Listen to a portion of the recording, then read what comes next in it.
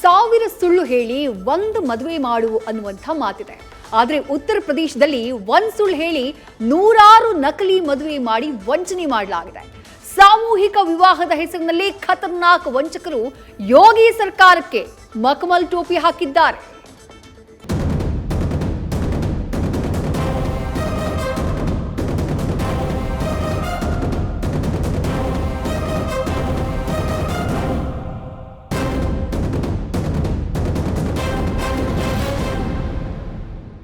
ಅಬ್ಬಬ್ಬಬ್ಬಾ, ಸಾಲು ಸಾಲು ವಧುವರರು ನೋಡೋಕೆ ಥೇಟ್ ಸಾಮೂಹಿಕ ಮದುವೆ ಥರ ಇದೆ ಅಲ್ವಾ? ಹೌದೌದು, ಇದು ಸಾಮೂಹಿಕ ಮದುವೆ ಥರಾನೇ. ಆದ್ರೆ ಇಲ್ಲಿ ಯಾವುದೇ ಮದುವೆಯಂತೂ ನಡೆದೇ ಇಲ್ಲ. ಹೀಗೆ ಮದುವೆ ಮಾಡಿಕೊಳ್ಳೋರ ರೀತಿ ಕೂತಿರೋರು ಒರಿಜಿನಲ್ ಜೋಡಿಗಳಂತೂ ಅಲ್ವೇ ಅಲ್ಲ. ಸಾಮೂಹಿಕ ವಿವಾಹದ ಹೆಸರಲ್ಲಿ ಸರ್ಕಾರಕ್ಕೆ ಮಖಮಲ್ ಟೋಪಿ. 568 ನಕಲಿ ಮದುವೆ, 3 ಕೋಟಿಯಷ್ಟು ಸರ್ಕಾರಿ ಹಣ ಗುಳುಂ. ಬಡ ಮತ್ತು ಮಧ್ಯಮ ವರ್ಗದ ಕುಟುಂಬಗಳು ಆರ್ಥಿಕ ಸಂಕಷ್ಟಕ್ಕೆ ಒಳಗಾಗುವುದನ್ನ ತಪ್ಪಿಸಲು ಸಾಮೂಹಿಕ ವಿವಾಹ ಎಂಬ ಯೋಜನೆ ಇದೆ. ಆದರೆ ವಂಚಕರು ಮದುವೆ ಎಂಬ ಪವಿತ್ರ ಕಾರ್ಯವನ್ನು ತಮ್ಮ ಭ್ರಷ್ಟಾಚಾರಕ್ಕೆ ಬಳಸಿಕೊಂಡಿದ್ದಾರೆ. ಹಾಡಹಗಲೇ ನಕಲಿ ಮದುವೆ ಮಾಡಿಸಿ ಉತ್ತರ ಪ್ರದೇಶದ ಯೋಗಿ ಸರ್ಕಾರಕ್ಕೆ ವಂಚಿಸಿದ್ದಾರೆ.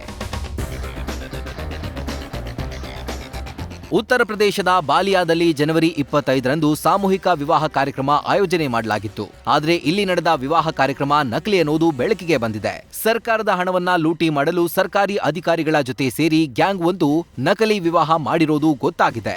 ಯುವಕ ಯುವತಿಯರಿಗೆ ಅಲ್ಪ ಸ್ವಲ್ಪ ಹಣ ಕೊಟ್ಟು ನಕಲಿ ವಿವಾಹ ಮಾಡಿಸಿ ಕೋಟಿ ಕೋಟಿ ರೂಪಾಯಿ ಗುಳುಂ ಮಾಡಿರೋದು ಬಯಲಾಗಿದೆ. ಸಾಮೂಹಿಕ ವಿವಾಹವಾಗುವ ಜೋಡಿಗೆ ಉತ್ತರ ಪ್ರದೇಶ ಸರ್ಕಾರದಿಂದ 51,000 ರೂಪಾಯಿ ಹಣ ನೀಡಲಾಗುತ್ತೆ. ಸರ್ಕಾರ ನೀಡಿದ 51,000ರಲ್ಲಿ ವಧುವಿಗೆ 35,000 ರೂಪಾಯಿ, ಮದುವೆಯ ಸಾಮಗ್ರಿಗಳಿಗೆ 10,000 ರೂಪಾಯಿ, ಮದುವೆ ಸಮಾರಂಭಕ್ಕೆ ಸಹಾಯಧನವಾಗಿ 6,000 ರೂಪಾಯಿ ಹಣವನ್ನ ನೀಡಲಾಗುತ್ತೆ. ಆದ್ರೆ ಉತ್ತರ ಪ್ರದೇಶ ಮುಖ್ಯಮಂತ್ರಿ ಸಾಮೂಹಿಕ ವಿವಾಹ ಯೋಜನೆಯಲ್ಲಿ ಬಿಗ್ ಗೋಲ್ಮಾಲ್ ನಡೆದು ಹೋಗಿದೆ. ಈ ಯೋಜನೆಯ ಹಣವನ್ನ ಗುಳುಂ ಮಾಡಲು ಆಯೋಜಕನೊಬ್ಬ 568 ನಕಲಿ ಜೋಡಿಗೆ ವಿವಾಹ ಮಾಡಿಸಿರೋದು ಬೆಳಕಿಗೆ ಬಂದಿದೆ. ಹಣ ಕೊಟ್ಟು ನಕಲಿ ವಧೂವರರನ್ನ ಕರೆತಂದಿದ್ದ ಅನ್ನೋದು ಬಯಲಾಗಿದೆ. ಸರ್ಕಾರದ ಹಣ ಲಪಟಾಯಿಸಲು ನಕಲಿ ವಧೂವರರಿಗೆ ತಲಾ 500ರಿಂದ 2,000 ರೂಪಾಯಿ ಹಣ ನೀಡಿ ಅವರಿಗೆ ಹಾರ ಹಾಕಿ 3 ಕೋಟಿ ರೂಪಾಯಿಗೂ ಹೆಚ್ಚು ಹಣವನ್ನ ಗುಳುಂ ಮಾಡಿರೋದು ಗೊತ್ತಾಗಿದೆ. ವಿಪರ್ಯಾಸ ಅಂದ್ರೆ ಕೆಲ ಹುಡುಗರೇ ಹಣಕ್ಕಾಗಿ ವಧುವಿನ ವೇಷ ಧರಿಸಿ ಮದುವೆಗೆ ಹಾಜರಾಗಿದ್ರು ಅನ್ನೋ ಸಂಗತಿ ಬಯಲಾಗಿದೆ. ನಕಲಿ ಸಾಮೂಹಿಕ ಮದುವೆ, 15 ಮಂದಿಯ ಬಂಧನ. ಸಾಮೂಹಿಕ ಮದುವೆಗೆ ಬಿಜೆಪಿ ಶಾಸಕಿ ಮುಖ್ಯ ಅತಿಥಿ.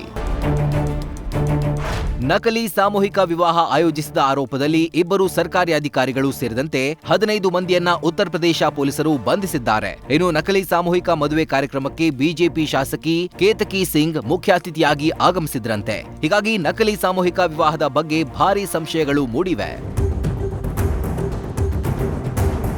ಇನ್ನು ನಕಲಿ ಮದುವೆ ಆಯೋಜಕನಿಗೆ ಸರ್ಕಾರದಿಂದ ಹಣ ವರ್ಗಾವಣೆ ಆಗುವ ಮುನ್ನವೇ ಇವರ ಬಂಡವಾಳ ಬಯಲಾಗಿದೆ. ಇದೀಗ ಈ ಪ್ರಕರಣದ ತನಿಖೆಗೆ ಯುಪಿ ಸರ್ಕಾರ ಸಮಿತಿಯನ್ನು ರಚನೆ ಮಾಡಿದೆ. ಅದೇನೇ ಇರಲಿ, ಸರ್ಕಾರದ ಹಣವನ್ನ ಲಪಟಾಯಿಸಲು ವಂಚಕರು ಯಾವ ಹಂತಕ್ಕೆ ಬೇಕಾದರೂ ಇಳಿತಾರೆ ಅನ್ನೋದಕ್ಕೆ ಈ ಪ್ರಕರಣವೇ ಸಾಕ್ಷಿಯಾಗಿದೆ. News first bureau. News first ನಿರ್ಭೀತಿಯಿಂದ ನಿಮ್ಮ ಪರವಾಗಿ.